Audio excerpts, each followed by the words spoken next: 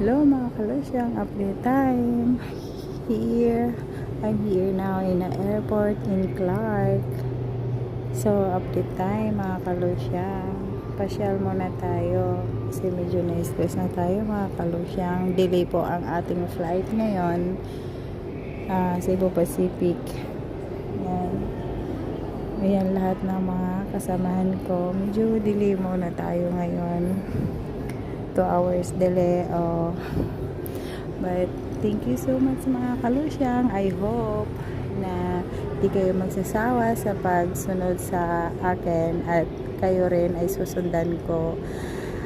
Maraming salamat sa pag-subscribe and like and share. Wag po sana kayo magsawa sa akin.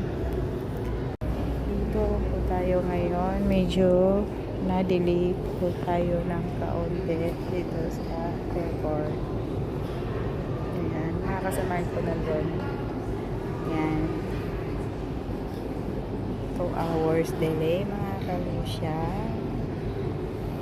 Medyo stress din ng lola pero hindi tayo dapat magpa-stress. Darating din tayo sa ating patutunguhan. Basta, lagi lang tayo magdasal sa ating mahal na Panginoon. Huwag natin kalimutan yun mga kalusya. Thank you so much for support me.